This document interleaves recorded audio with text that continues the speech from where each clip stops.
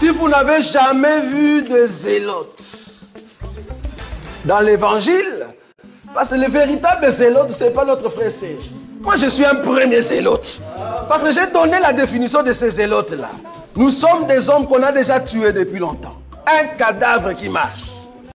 Bienvenue pour une nouvelle semaine d'exhortation.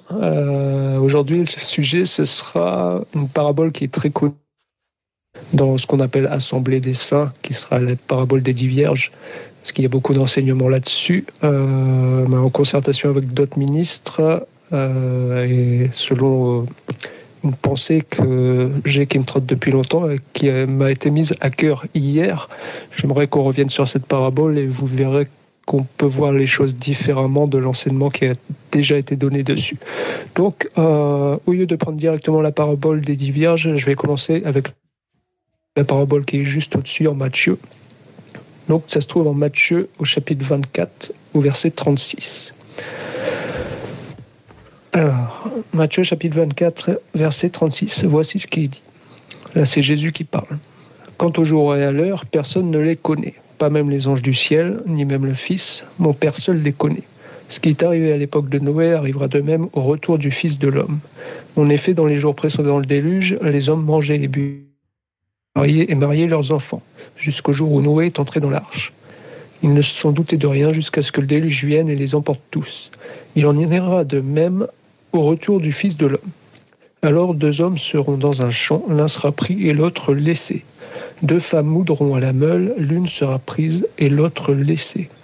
Restez donc vigilants, puisque vous ignorez à quel moment votre Seigneur viendra. Vous le savez bien, si le maître de la maison savait à quelle heure de la nuit le voleur doit venir, éveillez et ne laisserez pas percer les murs de sa maison. C'est pourquoi vous aussi, tenez-vous prêts, car le Fils de l'homme viendra à l'heure où vous n'y penserez pas. Quel est le prudent responsable des gens de sa maison pour leur donner la nourriture en temps voulu ? Heureux le serviteur que son maître à son arrivée trouvera occupé à son travail. Je vous le dis en vérité, il l'établira responsable de tous ses biens. Mais si c'est un mauvais serviteur qui se dit en lui-même « Mon maître tarde à venir », s'il se met à battre ses compagnons, s'il mange et boit avec les ivrognes, le maître de ce serviteur viendra le jour où il ne s'y attend pas et à l'heure qu'il ne connaît pas. Il le punira sévèrement et lui fera partager le sort des hypocrites. C'est là qu'il y aura des pleurs et des grincements de dents. Donc là, juste avant d'enchaîner sur la parabole des 10 vierges, j'aimerais qu'on examine déjà cette parabole-ci, parce que ça a un lien. Okay, parce que après, si on va vers la parabole des 10 vierges, vous verrez que Jésus dit « Alors le royaume des cieux ressemblera à 10 jeunes filles ». Vous voyez, il fait un lien. Il dit « Alors le royaume des cieux ressemblera ». Il fait un lien entre la parabole d'avant et la parabole des 10 jeunes filles vierges. C'est pour ça que j'aimerais examiner d'abord la première parabole. Dans cette première parabole, on nous dit que Christ, pour la maison, il y a 2 types de serviteurs. Un serviteur fidèle et un serviteur mauvais. Il y a le serviteur qui veille pour ne pas laisser le voleur entrer, et il y a le serviteur qui dort, qui s'enivre et qui bat ses compagnons. Il y a 2 types de serviteurs, d'accord ? Et il dit bien que pour celui qui bat ses compagnons et qui s'enivre et toutes ces choses-là, Jésus-Christ reviendra à l'heure où ce serviteur-là ne s'y attendra pas. Ok ? Et à ce moment-là, il sera viré, il y aura des pleurs et des grincements de dents. Donc on voit déjà dans cette parabole 2 types de serviteurs. J'aimerais prendre 1 Thessaloniciens au chapitre 5, parce que c'est en rapport avec cette parabole-ci. 1 Thessaloniciens au chapitre 5.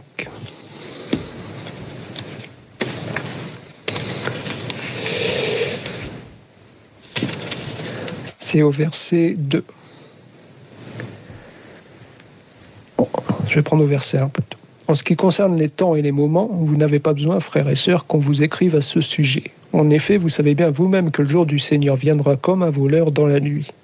Quand les hommes diront paix et sécurité, alors une ruine soudaine fondra sur eux, comme les douleurs sur la femme enceinte. Ils n'y échapperont pas. Écoutez bien ce qu'il dit. Mais vous, frères et sœurs, vous n'êtes pas dans les ténèbres pour que ce jour vous surprenne comme un... Vous êtes tous des enfants de la lumière et des enfants du jour. Nous ne sommes pas de la nuit ni des ténèbres. Ne dormons donc pas comme les autres, mais veillons et soyons sobres. En effet, ceux qui dorment, dorment la nuit, et ceux qui s'enivrent la nuit. Mais nous qui sommes du jour, soyons sobres, enfilons la cuirasse de la foi et de l'amour, et ayons pour casque l'espérance du salut. Donc, là, Paul qui parle reprend exactement la même parabole des deux types de serviteurs, celui qui veille pour ne pas laisser percer les murs de sa maison, tandis que l'autre s'enivre.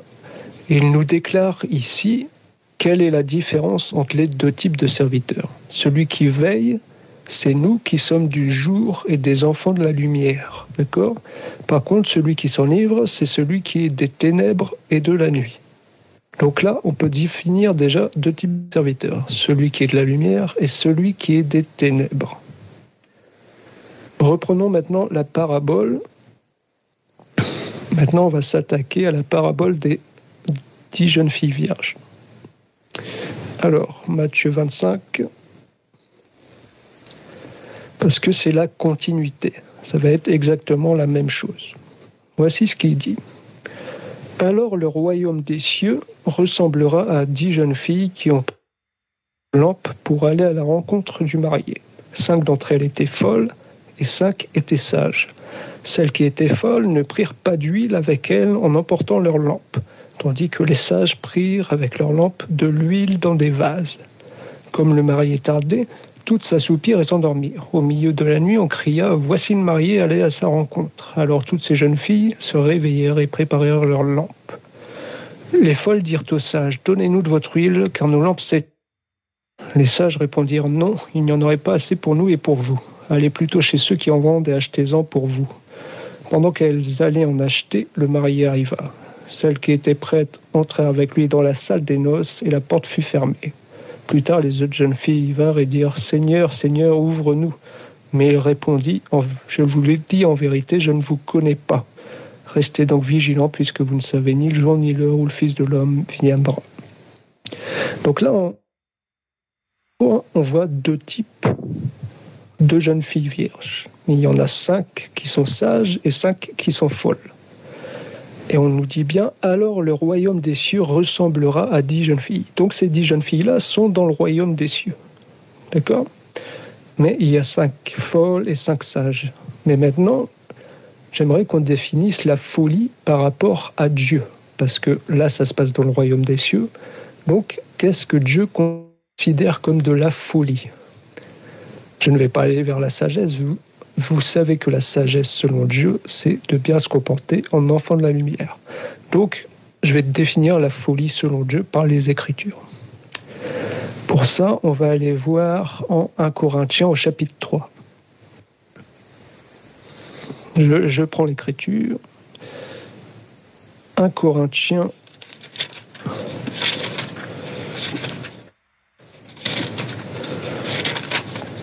au chapitre 3, c'est au verset 19. Voici ce qu'il dit. Je vais prendre au verset 18 plutôt, je remonte un peu.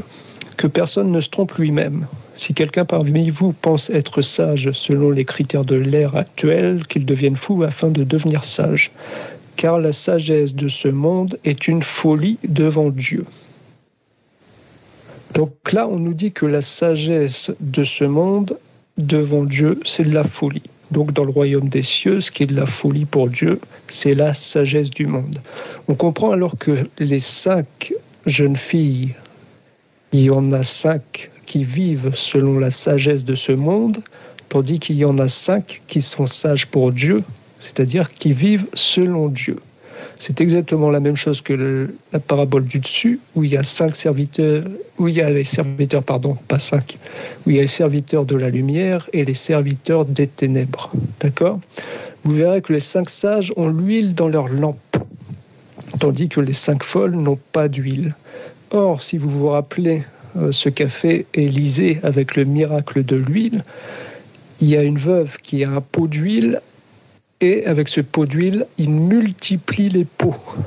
D'accord ? Il verse l'huile dans d'autres pots jusqu'à ce que tous les vases soient remplis. Ce qui nous donne, si vous voulez, dans la révélation, le fait que Jésus-Christ, qui est le grand oint, qui a l'Esprit de Dieu sans mesure, car lui, il représente l'Esprit de Dieu. C'est pourquoi les prophètes, lorsqu'ils sont désignés prophètes, on leur met de l'huile sur la tête, d'accord ? Comme quoi ils reçoivent l'Esprit de Dieu. Eh bien, cette huile-là, ce grand pot, le premier pot, c'est Jésus-Christ, à qui a été donné l'Esprit sans mesure. Tandis qu'à nous, il est donné l'Esprit avec mesure. Ce grand pot-là, qui est Jésus-Christ, remplit tous les vases qui sont destinés à être remplis. D'accord ? Ça, c'est nous tous, les enfants de la lumière, qui recevons l'Esprit Saint. Mais vous verrez que dans l'épisode de l'huile d'Élysée, eh bien, lorsqu'il n'y a plus de vase à remplir, l'huile s'arrête. Pour dire que tous les vases qui étaient destinés à être remplis ont été remplis. Posez-vous donc la question ici, pourquoi les vierges folles n'ont pas d'huile dans les vases ? C'est tout simplement parce qu'elles ne sont pas destinées au salut. Car comme je l'ai dit, ce sont des serviteurs des ténèbres. Et il y a beaucoup de mauvaises interprétations dans cette parabole-là qui traînent. On nous dit que les vierges folles, en fait, ce sont des gens qui vont être sauvés plus tard pendant la grande tribulation. Or, quand on regarde bien la parabole qui est en lien avec plusieurs autres paraboles, eh bien, ce n'est pas la bonne interprétation. C'est pour ça, je peux dire, ça peut choquer certaines personnes, mais cet enseignement-là, et je me suis renseigné aussi auprès d'autres ministres, que oui, cet enseignement-là, on est d'accord pour dire que l'interprétation est en réalité faussée. Donc, oui, j'ai vu ta question sur Francine, je vais essayer d'y répondre à la fin, je vais essayer de continuer pour ne pas m'interrompre dans le déroulement. Je réponds après, d'accord ? Alors, je disais donc, vous avez donc les vierges folles et les vierges sages. Les vierges folles étant les serviteurs qui vivent selon la sagesse de ce monde, et les vierges sages pour Dieu, celles qui vivent dans la lumière selon la sagesse de Dieu. Il y a celles qui n'ont pas d'huile et celles qui ont reçu l'huile. Mais ce qui a trompé beaucoup de gens en fait dans cette parabole, c'est que juste après, les vierges sages disent aux folles, allez en acheter vous-même chez ceux qui en vendent. Là, on peut se dire donc, ouais, mais elles vont recevoir l'huile plus tard. Non, c'est une mauvaise conception, ça. On va voir ça tout de suite. Déjà, vous savez que dans la loi de Christ, dans la loi de la foi, eh bien, Christ a dit « Ne refuse pas à celui qui te demande ». Or, ici, on voit que les vierges sages refusent aux vierges folles l'huile. Donc, si elles refusent, ce serait qu'elles ne seraient pas en accord avec la loi. Or, c'est faux. Parce que vous verrez que dans la loi de Christ, Christ a aussi dit qu'il y a une certaine catégorie de personnes à qui il ne faut pas donner. Il dit, on va voir ça tout de suite, c'est en Matthieu au chapitre 7. On va lire. Vous êtes d'accord avec moi que Christ a dit dans sa loi qu'on ne devait pas se détourner de celui qui demande. On devait lui donner. Même aux païens, on doit donner parce que la parole, c'est pour tout le monde. L'appel, c'est pour tout le monde, bien que l'élection ne soit pas pour tout le monde. Mais l'appel, c'est pour tout le monde. Or, il y a une catégorie à qui Christ a dit de ne pas donner. On va voir ça, Matthieu 7.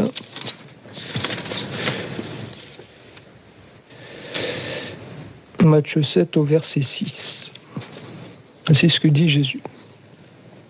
Ne donnez pas les choses saintes aux chiens et ne jetez pas vos perles devant les porcs, de peur qu'ils ne les piétinent et qu'ils ne se retournent pour vous déchirer.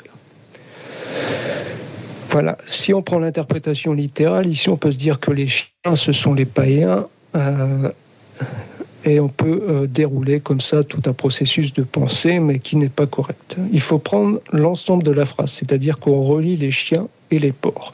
Or, vous verrez que l'apôtre Pierre a relié les chiens et les porcs, et il a expliqué ce que ça signifiait. On va aller voir ça tout de suite. 2 Pierre, chapitre 2. Pierre a donné l'explication. On va aller le voir. Donc, 2 Pierre chapitre 2, c'est au verset, je vais prendre verset 17. Et je vais dérouler jusqu'au verset 22. Voici ce que dit Pierre. Ces gens-là sont des sources sans eau, des nuages poussés par la tempête. L'obscurité des ténèbres leur est réservée pour l'éternité. Avec de grands discours pleins de vide, ils prennent au piège des plaisirs de la chair de leur débauche, ceux qui ont en réalité échappé aux hommes vivant dans l'égarement. Ils leur promettent la liberté alors qu'ils sont eux-mêmes esclaves de la corruption, puisque chacun est esclave de ce qu'il a dominé. En effet, si, après avoir échappé aux souillures du monde par la connaissance de notre Seigneur et Sauveur Jésus-Christ, ils se laissent reprendre et dominer par elle, leur dernière condition est pire que la première. Il aurait mieux valu pour eux ne pas connaître la voie de la justice, plutôt que de la connaître et de se détourner ensuite du saint commandement qui leur avait été donné. Il leur est arrivé, écoutez bien, il leur est arrivé ce que disent avec raison les proverbes, le chien est retourné à ce qu'il avait vomi et la truie à peine lavée s'est vautrée dans le bourbier. Donc là, vous retrouvez les deux, le chien et le porc. Bon, ici c'est la truie, mais c'est la femelle du porc, le même animal, d'accord ? Or, quand il rassemble ici les deux, c'est pour nous expliquer que ceux qui ont connu Jésus-Christ mais qui sont ensuite détournés. Le chien est retourné à ce qu'il avait vomi et la truie à peine lavée s'est vautrée dans le bourbier. C'est-à-dire qu'ils ont eu part à la délivrance, mais ils sont retournés dans le péché. Or, qu'avait dit Jésus-Christ ? Lorsqu'un esprit sort d'un homme qui s'en va chercher du repos dans les lieux déserts, lorsqu'il revient, trouve la maison balayée et bien rangée, il prend 7 autres esprits plus mauvais que lui et ils investissent cet homme et sa dernière condition est pire que la première. C'est exactement la même chose. Pierre décrit bien que ce sont des serviteurs, des gens qui ont connu Christ mais qui se sont détournés. Or, vous allez voir que c'est aussi ce que dit l'apôtre Jean. 1 Jean au chapitre 2 au verset 18, il dit « Petits enfants, c'est la dernière heure. Vous avez appris que l'antéchrist vient. Or, déjà maintenant, il y a plusieurs antéchrists. Par là, nous reconnaissons que c'est la dernière heure. Ils sont sortis du milieu de nous, mais ils n'étaient pas des nôtres. Car s'ils avaient été des nôtres, ils seraient restés avec nous. Mais cela est arrivé afin qu'il soit bien clair que tous ne sont pas des nôtres. » C'est ce que dit aussi Jude. On va le lire aussi. Je sais, ça fait beaucoup d'écriture, mais j'aime mieux poser les choses calmement. Si vous aurez les écritures qui vont avec. Alors, voici ce que dit Jude.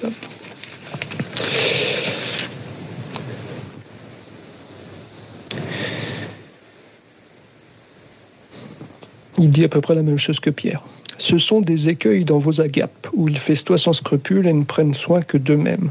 Ce sont des nuages sans eau emportés par les vents, des eaux d'automne sans fruits, 2 fois morts déracinés. Des vagues furieuses de la mer qui rejettent l'écume de leurs impuretés, désastres errants auxquels l'obscurité des ténèbres est réservée pour l'éternité. C'est aussi pour eux qu'Enoch, le 7e depuis Adam, prophétisait en ces termes. Voici que le Seigneur est venu avec ses saintes troupes pour exercer un jugement contre tous et pour faire rendre compte à tous les impies qui sont parmi eux de tous les actes d'impiété qu'ils ont commis et de toutes les paroles dures qu'en pécheurs impies ils ont proférées contre lui.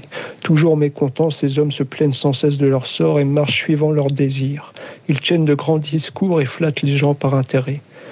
Quant à vous, bien-aimés, souvenez-vous de ce que les apôtres de notre Seigneur Jésus-Christ ont annoncé. Ils vous disaient, à la fin des temps, il y aura des moqueurs qui vivront en suivant leurs désirs impies. Ce sont ceux qui provoquent des divisions, sont dominés par leur nature propre et non pas l'esprit. Donc là, vous voyez bien qu'il dit « et non pas l'esprit ». Là, on revient aux vierges folles qui n'ont pas d'huile dans les vases. Comme je vous dis, l'huile représente l'esprit, elles n'ont pas l'esprit. Mais elles sont dans le royaume des cieux. Or, souvenez-vous ce qu'a dit Paul, ce n'est pas contre la chair et le sang que nous avons à lutter, mais contre les dominations, les esprits mauvais, dans les lieux célestes. Donc oui, ces serviteurs-là sont dans le royaume des cieux et seront précipités le jour que Dieu a décidé. Je vais prendre aussi un Philippiens au chapitre 3 pour continuer sur la lancée. Philippiens, chapitre 3, verset 2. Voici ce que dit Paul. Maintenant donc, mes frères et sœurs, réjouissez-vous dans le Seigneur. Je n'hésite pas à vous écrire les mêmes choses et cela contribue à votre sécurité. Faites attention aux chiens, faites attention aux mauvais ouvriers, faites attention aux faux circoncis. En effet, les vrais circoncis, c'est nous qui rendons notre culte à Dieu par l'Esprit de Dieu, qui place notre fierté en Jésus-Christ et qui ne mettons pas notre confiance dans notre condition. Donc là, il répète les chiens, les mauvais ouvriers. Ici, il parle des Juifs, mais ça se relie aussi avec les faux ouvriers. Il dit autre part, 2 Corinthiens chapitre 11, voici ce qu'il dit. 2 Corinthiens chapitre 11, verset 13. Alors, verset 13. Ces hommes-là sont de prétendus apôtres, des ouvriers trompeurs déguisés en apôtres de Christ. Et ce n'est pas étonnant, puisque Satan lui-même se déguise en ange de lumière. Il n'est donc pas étrange que ses serviteurs aussi se déguisent en serviteurs de la justice. Leur fin sera conforme à leurs actes. Voilà. Vous avez ici la description de celles qui n'ont pas l'huile, qui, je le rappelle, est en liaison avec la parabole juste au-dessus, les serviteurs des ténèbres et les serviteurs de la lumière, comme on a été le voir. Mais ce qui peut tromper beaucoup de gens, comme je l'ai dit tout à l'heure, ah oui, encore un verset pour bien appuyer la chose, c'est en Proverbe au chapitre 13, verset 9, qui dit « La lumière du juste brille joyeusement, tandis que la lampe des méchants s'éteint. » Bon, c'est exactement ce qui arrive ici aux vierges folles. Ce n'est pas parce qu'elles ont la lumière que c'est la véritable lumière. Souvenez-vous ce qu'a dit Jésus-Christ. Il a dit « Si ton œil est en bon état, l'œil est la lampe du corps. Si ton œil est en bon état, tout ton corps sera éclairé. Mais si ton œil est en mauvais état, ton corps sera dans les ténèbres. Si donc la lumière qui est en toi est ténèbre, quelle grande ténèbre y aura-t-il » Donc vous voyez, il y a une lumière, la lumière du juste, qui est joyeuse, qui brille, et il y a la lumière des méchants, qui est une lumière ténébreuse. Mais toutes sont une lampe, toutes ont une lumière, c'est juste une lumière différente. Et comme on l'a vu, la lampe des méchants s'éteint, tandis que la lumière du juste brille joyeusement. C'est ce qui est arrivé ici aux vierges folles dont la lampe s'éteint. Parce qu'elles n'ont pas l'huile, elles n'ont pas l'esprit, ce sont des faux ouvriers, des faux serviteurs. Parce qu'il y a un enseignement qui nous dit que ce sont des serviteurs de Christ, mais qu'ils vont être sauvés, mais au travers de la grande tribulation après l'enlèvement. Non, ça c'est un faux enseignement. Il y a toujours la même différence qui est conforme aux autres paraboles qui disent la même chose. D'accord ? Alors, on va continuer. Ah oui, comme je disais tout à l'heure, ce qui peut tromper, c'est que les sages aussi disent aux folles, allez acheter de l'huile vous-même. Mais est-ce que vous savez que après l'enlèvement, comme dit Apocalypse, personne ne pourra acheter ni vendre sans avoir la marque de la bête, et que Babylone aussi donne de l'huile? C'est ce qu'on va voir. Apocalypse au chapitre 18. Voici ce qui est dit. Je vais prendre au verset 9. Là, on parle de Babylone. Tous les rois de la terre qui sont livrés avec elle à la prostitution et au luxe pleureront et se lamenteront à cause d'elle quand ils verront la fumée de la ville incendiée.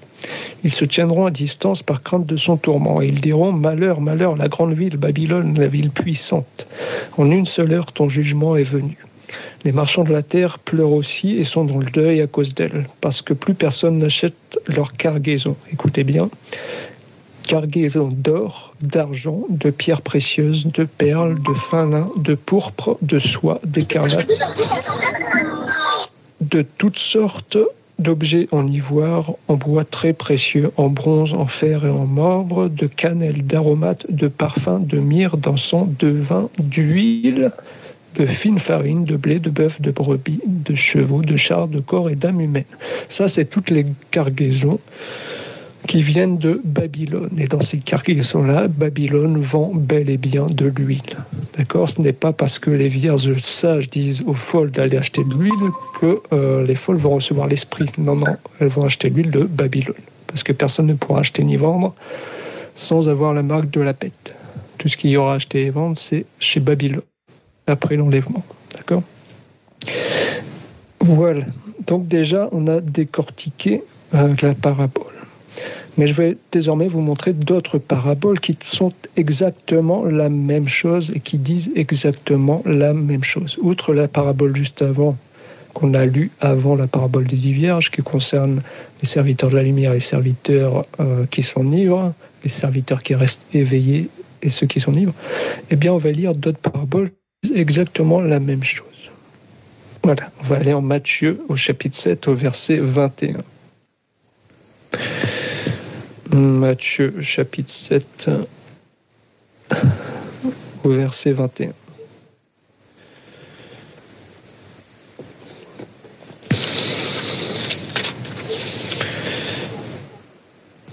Alors, voici ce que dit Jésus. Ceux qui me disent « Seigneur, Seigneur » n'entreront pas tous dans le royaume des cieux, mais seulement celui qui fait la volonté de mon Père céleste. Beaucoup me diront ce jour-là « Seigneur, Seigneur, n'avons-nous pas prophétisé en ton nom? N'avons-nous pas chassé des démons en ton nom? N'avons-nous pas fait beaucoup de miracles en ton nom ?» Alors je leur dirai ouvertement « Je ne vous ai jamais connu, éloignez-vous de moi, vous qui commettez le mal. » Ici, c'est exactement ce que dit Jésus dans la parabole des 10 vierges. Si on reprend un Marc, regardez bien ce qu'il dit.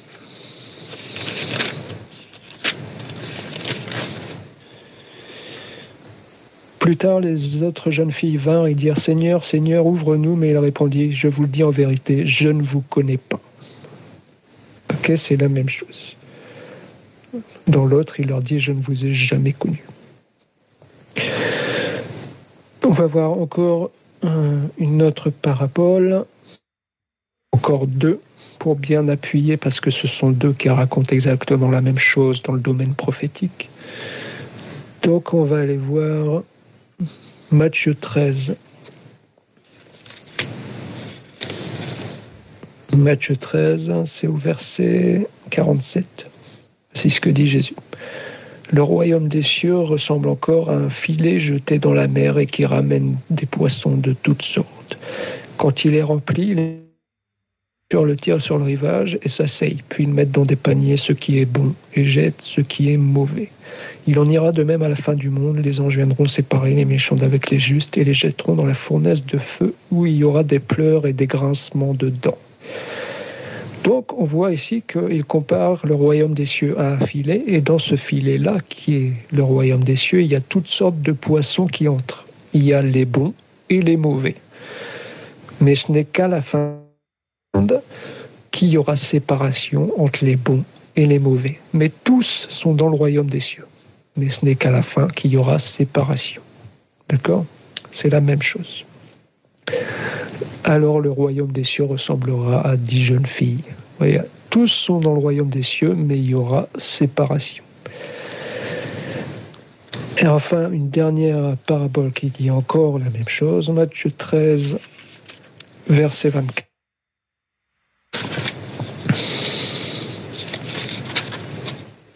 Matthieu 13, verset 24, voici ce que dit Jésus. Il leur proposa une autre parabole. Le royaume des cieux ressemble à un homme qui avait semé une bonne semence dans son champ. Mais pendant que les gens dormaient, son ennemi vint, sema de la mauvaise herbe parmi le blé et s'en alla.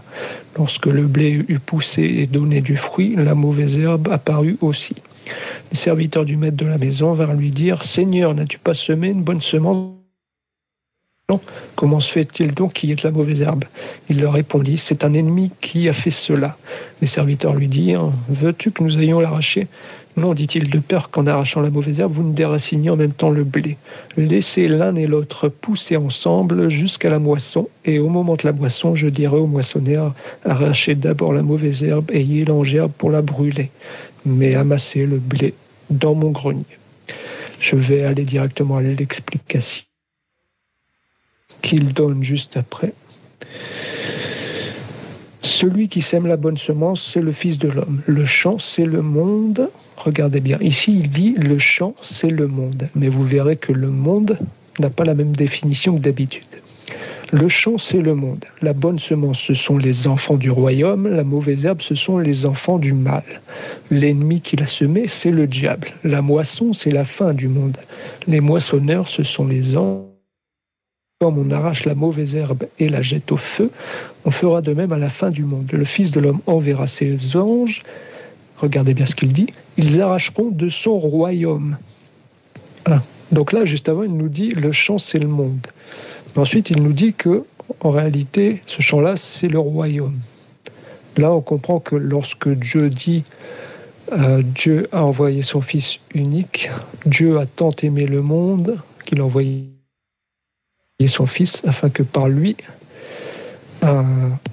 quiconque croit en lui soit sauvé. Eh bien, on comprend que le monde, là, Dieu a envoyé son Fils en réalité pour ceux du royaume. C'est la prédestination dont parle l'apôtre Paul en Romains chapitre 8. D'accord ? Le monde n'a pas la même définition que le monde actuel que vous connaissez. Il dit bien ici, on arrachera du royaume. Le monde dont il parle ici, c'est en réalité le royaume. Le Fils de l'homme enverra ses anges, ils arracheront de son royaume tous les pièges et ceux qui commettent le mal. Et ils les jetteront dans la fournaise de feu où il y aura des pleurs et des grincements de dents. Alors les justes resplendiront comme le soleil dans le royaume de leur Père, que celui qui a des oreilles pour entendre, entende. C'est exactement la même chose que toutes les paraboles précédentes, à savoir qu'il y a deux types de serviteurs, les bons et les mauvais, mais que tous sont dans le royaume et c'est seulement à la fin qu'il y aura séparation entre les bons et les mauvais, entre ceux qui ont l'esprit et ceux qui n'ont pas l'esprit.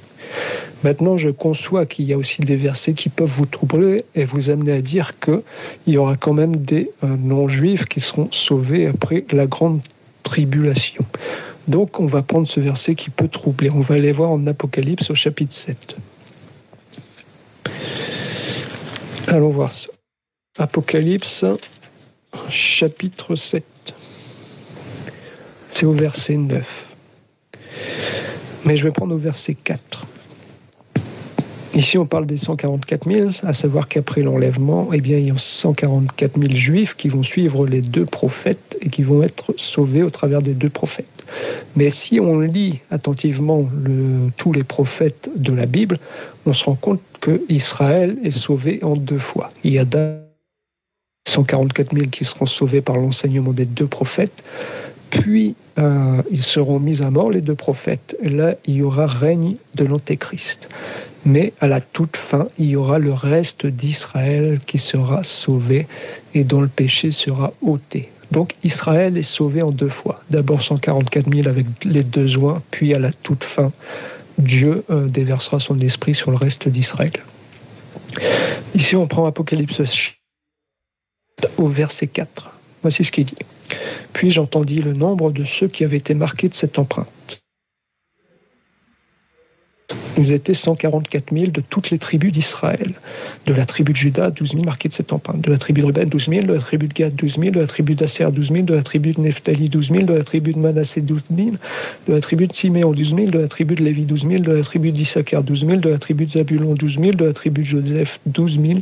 De la tribu de Benjamin, tous marqués de cette empreinte.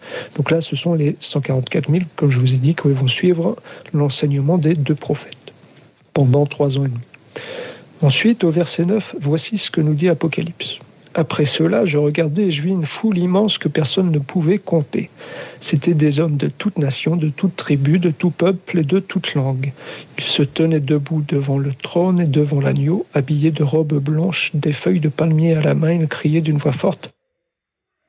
Salut est à notre Dieu qui est assis sur le trône et à l'agneau. Ici, je vais un peu plus loin. Verset 13, l'un des anciens prit la parole et me dit, ceux qui sont habillés d'une robe blanche, qui sont-ils et d'où sont-ils venus? Je lui répondis, mon Seigneur, tu le sais. Il me dit alors, ce sont ceux qui viennent de la grande tribulation. Ils ont lavé leur robe, ils l'ont blanchie dans le sang de l'agneau. C'est pourquoi ils se tiennent devant le trône de Dieu et le servent jour et nuit dans son temple.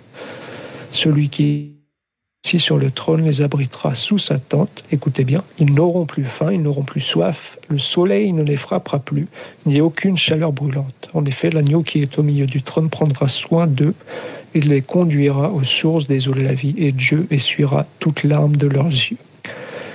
Ici, il y a 2 versets qui sont importants.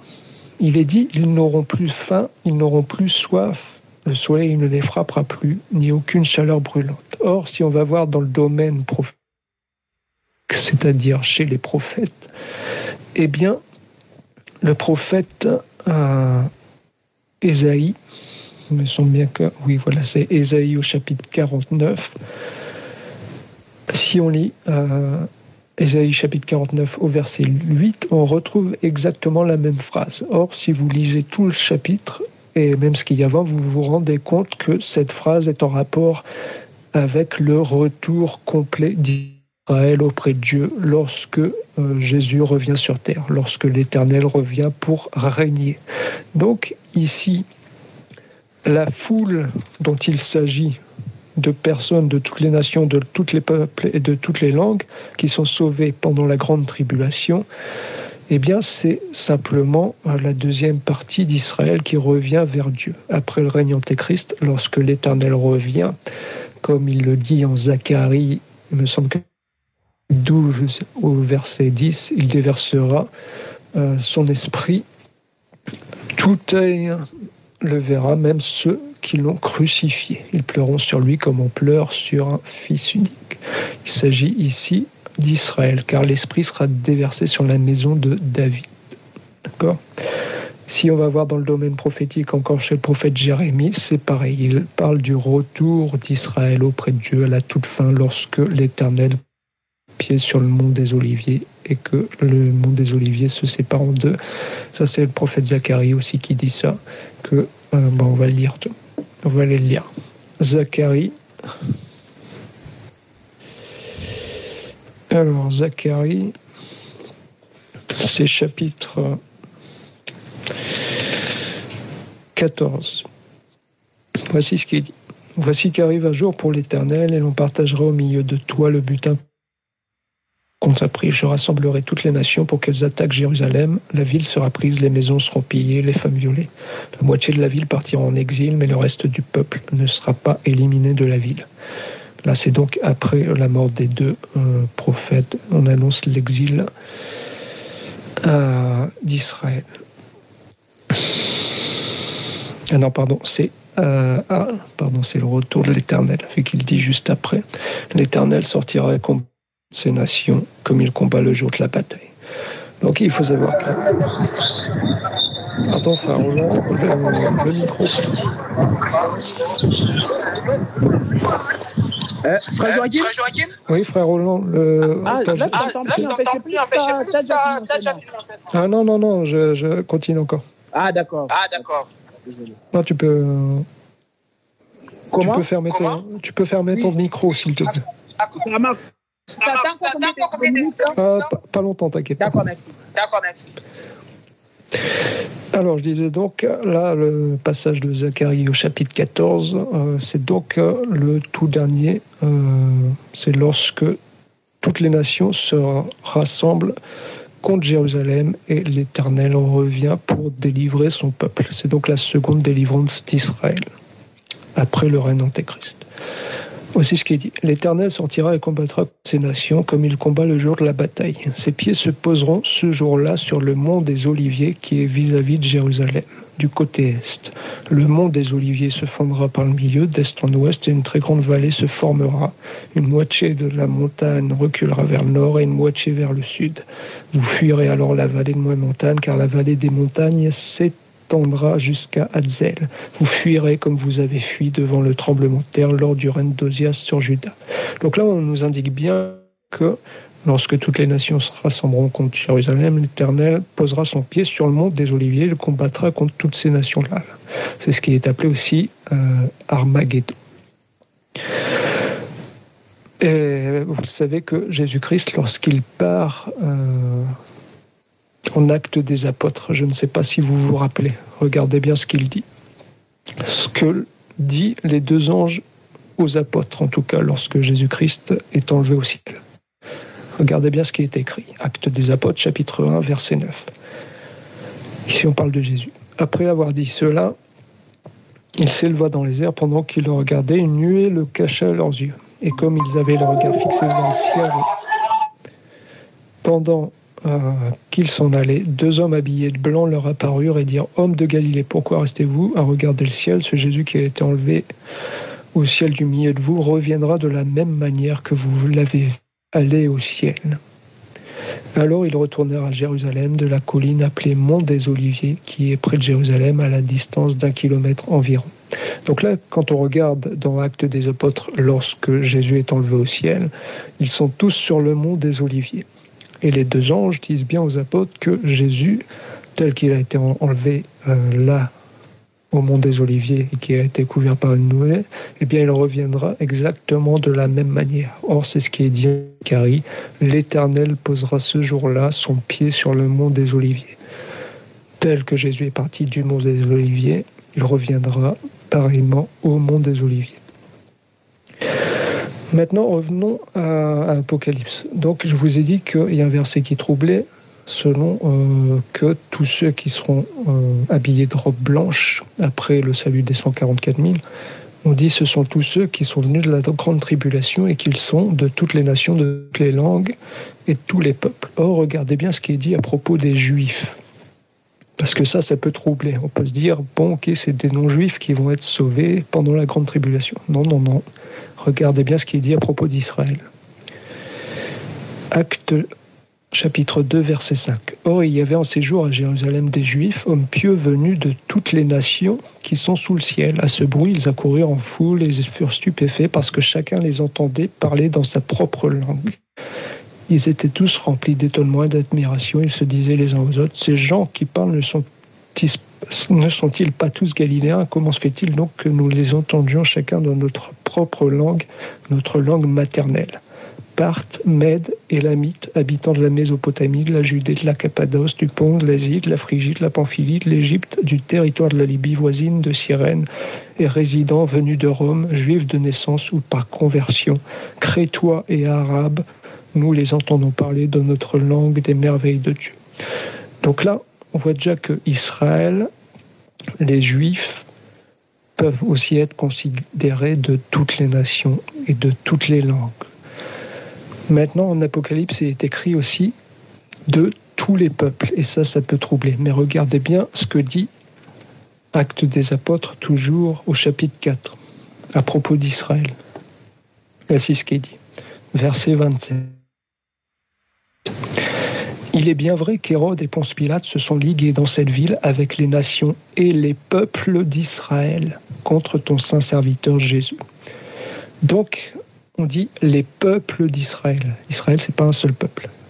Donc, lorsqu'on dit de tous les peuples, de toutes les nations, de toutes les langues, en Apocalypse, on se réfère bien aussi à Israël, c'est-à-dire à leur retour final lorsque l'Éternel posera son pied sur le mont des Oliviers, que l'Esprit sera déversé sur ce qui reste d'Israël, c'est-à-dire ceux qui n'ont pas fait partie des 144 000 mais qui seront sauvés à la toute fin.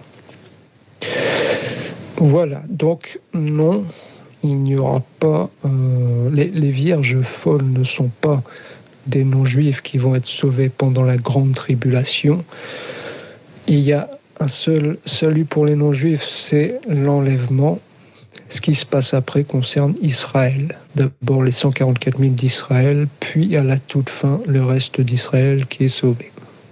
Donc cette doctrine de si tu n'es pas pris à l'enlèvement, eh bien tu subiras le feu de la tribulation et tu seras sauvé comme ça, ça n'existe pas. En tout cas, c'est une compréhension que j'ai depuis un moment, car j'ai toujours eu des doutes sur l'enseignement des Vierges folles. Et j'ai demandé à des ministres, et j'ai l'appui d'autres ministres qui trouvent exactement la même chose. Donc voilà, ce n'est pas une réflexion qui est venue comme ça en un seul jour, mais ça fait des mois et des années que ça traîne. Et là, hier, Dieu m'a mis à cœur de parler sur ce sujet, donc je l'ai fait ce soir. Voilà. Je vous dis à plus tard à tous. Je prie le Seigneur qui vous accompagne en toutes choses pour tous ceux qui sont dans les difficultés, je prie qu'ils vous assistent. Pour tous ceux qui ont du mal avec les Écritures, je prie qu'ils vous assistent aussi à pouvoir lire correctement les Écritures et à pouvoir vous accompagner dans la compréhension exacte des Écritures. Mais surtout, prenez votre temps et ne vous précipitez pas à vouloir enseigner, car ces choses prennent du temps et ces choses sont très délicates, comme il est dit dans les Écritures. Ne soyez pas nombreux à vouloir devenir des enseignants, car nous serons traités plus durement. Donc faites très attention à ce que vous dites. Ne dites que les choses que vous avez bien comprises et bien acquises et les sujets que l'Éternel vous a donné de maîtriser.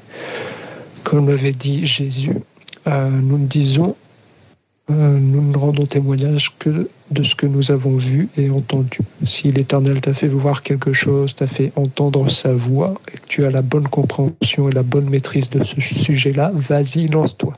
Mais si c'est un sujet que tu ne maîtrises pas à fond, eh bien ne dis rien et attends de le maîtriser. Ça évitera beaucoup d'erreurs. Voilà. Que l'Éternel vous bénisse tous. Au nom de Jésus-Christ. Amen.